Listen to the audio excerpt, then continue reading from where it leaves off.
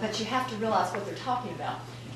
The progressive education theory is what the schools have been using in one manner or another for the last 40 years, and we see how well it has worked. So what they've decided is that, well, like socialism, which has never worked just because it hasn't been implemented well, this time we're going to implement it well, and so we're going to double down on what hasn't worked. I read a quote somewhere, and somebody said it was from Einstein, and I'm not sure if it is, but that a problem cannot be solved by the same mind that created it. Well, the same minds that created the problem are now trying to solve it, and they're doing it with Common Core. And essentially, it is a workforce development system. It is not designed to educate people the way we were educated when we were kids or our parents were educated. It is designed to train people to give them just enough what they need to know for an entry-level job. And what entry-level job? Well, the jobs that the government will presciently predict will be available. How the government knows that, we don't know, but the Chamber of Commerce will tell us what those jobs are going to be. Now, one thing that you have to understand about Common Core is that you should never assume that you're talking about the same thing that the Common Core proponents are talking about, because they redefine terms. You will hear rigor, the word rigor, over and over and over again. Common Core is rigorous. So what does that mean to you? To me, it means they expect my children to know a lot. That's what rigorous would be. That's not what Common Core means. If you look at progressive ed speed, rigor means having children grapple with something that doesn't have a defined answer. And under Common Core, very little has a defined answer, because you have to do collaboration and consensus and all of that kind of stuff. So that's what they mean by rigor. Other things that are redefined are things like critical thinking. You'll hear that over and over again. The Common Core will focus on critical thinking. Well, so when I think of that, I think they're talking about analytical thinking, which is linear and it's logical, and you reach the right answer because you reason it out. That's not what they're talking about. That's not critical thinking. They're not interested in analytical thinking. Critical thinking is when you take a problem or a situation and you look at it from all different angles, and you talk it out, and you look at it this way and that way, and through different lenses, and the lens of oppression and lens of all this kind of stuff. That's what critical thinking is. So don't be fooled when you hear them saying, well, Common Core is rigorous and it requires critical thinking. Maybe so, but they're not defining it the way normal people would define it. Now, and of course, a happy side effect of Common Core, happy if you have stock in certain companies, is that many companies will make billions of dollars off of Common Core. Companies such as Pearson, the huge educational publisher, Microsoft, which will be creating a lot of the computer technology needed for all of this. These companies are very politically connected, and they are telling the politicians that all this is going to be absolutely great. Now, okay, so to give you a little history of what's going on here. The people who created Common Core are the same people who've been wanting to do a national curriculum for years, for decades. And it hasn't worked in the past, but they've learned some lessons from what they tried to do in the past. One thing they learned is that you don't go through a legislature to do it, because legislatures tend to ask questions, and sometimes they respond to their constituents, and that's a bad thing. So you don't do that. You start with subjects that are less controversial. You start with English and math. You don't start with history. They tried that in the mid-90s, and that got shot down. So you don't do that. You start with English and math, because what could go wrong with English and math? And you do not call it a federal effort or a nationalized effort. You call it a state-led effort. And that's the other buzzword that you will hear over and over again. This truly is no buzzword left behind. You will hear state-led over and over and over again. What does state-led mean? They say, well, it came from the National Governors Association. So we had all these governors. Well, in the first place, well, yeah, the NGA was involved in this, as was the Council of Chief State School Officers, which is the state school superintendents. However, we don't even know who's in these organizations. We know that not all governors are in the NGA. We know that Nikki Haley in South Carolina is not, Rick Perry in Texas is not. They won't release the membership list. A lot of governors had no idea this was going on. The NGA is a trade association in Washington. The CCSSO is a trade association in Washington. They have not been given a grant of legislative authority from anyone to do anything, so they have no right to be making standards that are then going to be imposed on everybody else. Now, there are people in the state legislature who think that this is all wonderful, that you've got these private trade groups who are doing this kind of stuff, and including the Southern Regional Education Board, is that what it's called? That we hear, like Senator Miller will go wax very enthusiastic about South SRED. These are all these quasi-governmental organizations, and Representative Brooks Coleman, who is the chairman of the House Education Committee in Georgia, says, well, this is all great.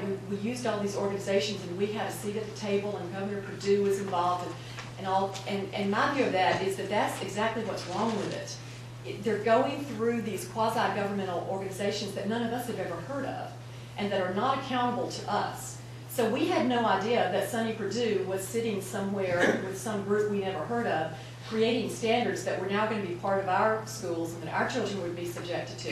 And they have absolutely no accountability to us. And there is no legal right for them to outsource their responsibilities. They are supposed to be the ones doing standards in the State Board of Education, the State Department of Education, with the legislature having some clue of what's going on, which they didn't. That's what is supposed to be happening. And when you get to the outsourcing to these sort of shadowy groups that are funded primarily by other people, such as, this brings me to my next point, the Gates Foundation. Where did the money come from to create Common Core? It did not come from the federal government. We have never said that it did. Everybody's always shooting down these straw men. These people say that it was federally created and it wasn't. No, we've never said that. However, the money came primarily from the Gates Foundation, Bill and Melinda Gates.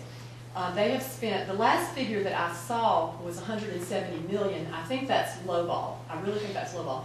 They used it they used some of this money to create the standards, but primarily to market the standards.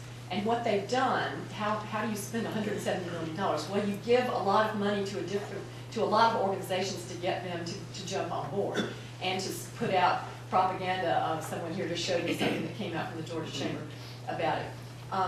Some of the organizations that they've given, well, Gates has given $100 million to NGA and CCSSF. Those are the two groups that, along with their related organization, which is called Achieve, they gave them $100 million to do Common Core.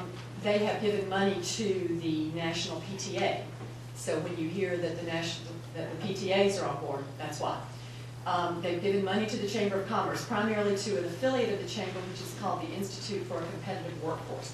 Anytime you see an organization that is a big Common Core proponent, get on your computer, go to the Gates website and run it through the website. And they tell you, they're more transparent than some people are, they will tell you how much money they've given. And if you see that this organization has received money for college and career ready, that means they've gotten money to promote Common Core.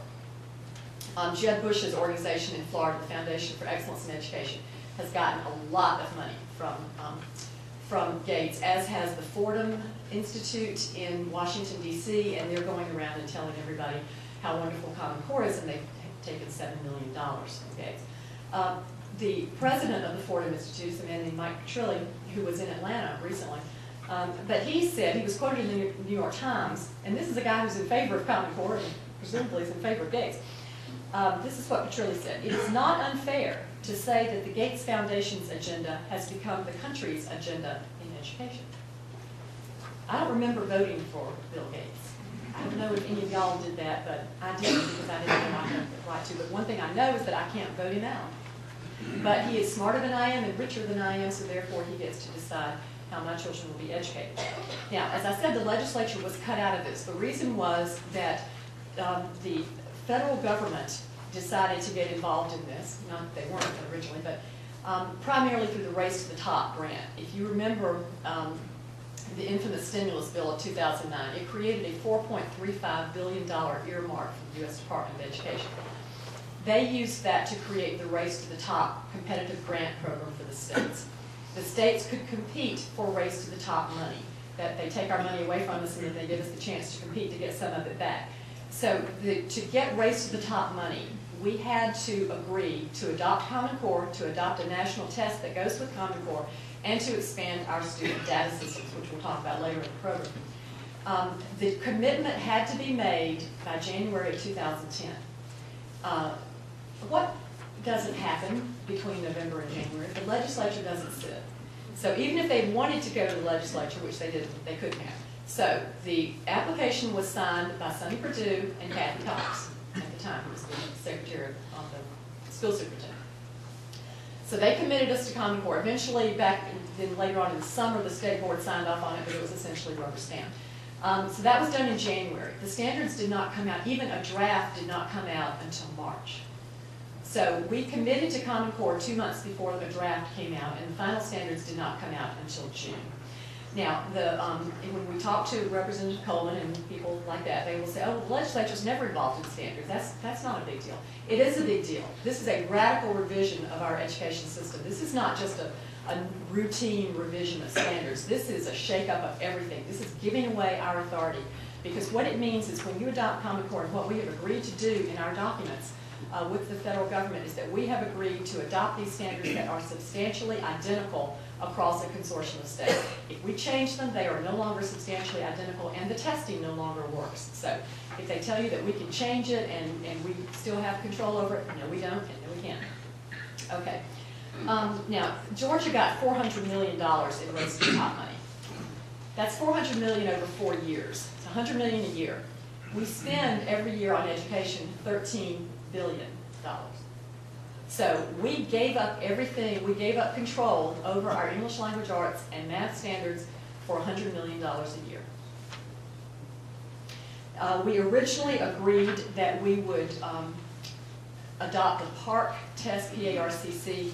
That's one of the illegally federally funded testing consortia. Last spring, I guess it was, the governor agreed, and Superintendent Barge agreed to pull out of PARC, primarily, they said, because we couldn't afford it. It was going to be monstrously expensive, and we wondered why that didn't occur to anyone before they signed up for it. But they pulled out of it, and so we're still up in the air on testing. We're not sure what we're going to do, but one thing that we do know is that as long as we have Common Core standards, the test is going to align to those standards, and it's probably not going to be a Georgia-specific test. And if it's not, then we're going to have the same standards as whatever other states are doing. Okay, now one thing that you will always hear from the Common Core cheerleaders is, this is standards, not curriculum. You control the curriculum. The standards are just raw goals or something, but you control the curriculum. Well, Terrence, could you hand me that slide? Yeah, that. Yes. This is a slide that we found on a Georgia Department of Education website. It says, this was one of the presentations that they did. It says Common Core GPS, which is Georgia Performance Standards, a curriculum for preparing a workforce for the future. This is from the Georgia Department of Education. Standards dictate curriculum. They always do. That's the point of standards. And there's a report out there called The Road to a National Curriculum that will explain exactly how that will work. And certainly the test will dictate the curriculum. As long as we're in a Common Core test, you can choose this Common Core aligned textbook over that Common Core aligned textbook, but it's going to be a Common Core textbook. All right, I'm going to talk for just a second about the math standards. I'm going to leave the English to Terrence because he's real good at that. The math standards, the main things you need to know about that are, if you remember fuzzy math from the old days, fuzzy math is back. In the lower grades, they do not teach the standard algorithm. They teach kids multiple ways of doing things. Well, if you tell a 7-year-old that there are multiple ways of doing this, he'll say, well, how am I supposed to do it? But the math standards think that he should try multiple ways, and some of you may have children coming home in tears because they can't figure it out, and neither can the parents. Common Core will teach geometry by a method never used successfully in K-12 anywhere in the world. But it's progressive, so we're going to try it. Common Core is not designed to prepare students for universities. It is designed to prepare students for non-selective community colleges or entry-level jobs. They admit that. One of the founders and the drafters of the math standards, they admitted that. And it stops with Algebra 2. There is very little trigonometry, no pre-calculus, and no calculus. And they moved Algebra 1 to high school. It used to be in 8th grade, now it's being taught in 9th grade, which means that students, the vast majority of students, those who can't accelerate by having tutoring or whatever, will not get to calculus in high school. Dr. Bud Peterson is the president of Georgia Tech, and I heard him say at a conference that I went to that if you do not take Algebra 1 in 8th grade and get to calculus by 12th grade, you cannot go to Georgia Tech. So this is what we've adopted in Georgia. But the idea is that you dumb it down. If it's good enough for a job in the workforce, it's good enough. Now, I wanted to mention also that the standards are schizophrenic. In the lower grades, they demand way too much. It's not until they get to about middle school that they stop. But the lower standards for K through 3, there were no K through 3 teachers on the development committees and no early childhood experts. So you've got these standards requiring all of this abstract thinking from kindergartners, and it doesn't really work because their brains aren't developed that way. Things are so bad that there was a group of 500 early childhood experts who wrote a statement that was published in the Washington Post about how developmentally inappropriate these standards are, and you're going to end up destroying a lot of young kids because they cannot grasp what it is that they're supposed to do. So Common Core asks young children to do more than they can do, and then when you get to high school, they're asking kids to do less than they can do. It's a really bizarre thing. So right now I said it's only English language arts and math. The future standards that are out there that we're working on, and Georgia is involved in this, although they say that we may not adopt this, but you know, they dangle federal money, I guarantee you will adopt it. The next generation science standards, which essentially eliminate chemistry because chemistry is hard. That's not what they say, but that's essentially the reason. And it pretty much eliminates physics because physics requires a great deal of math foundation, and Common Core doesn't have that math, so you don't have physics either. History and social studies standards are in the works, and there is a set of national health and sex standards. We have not agreed to adopt any of these, and we don't have to. We're not committed to that yet.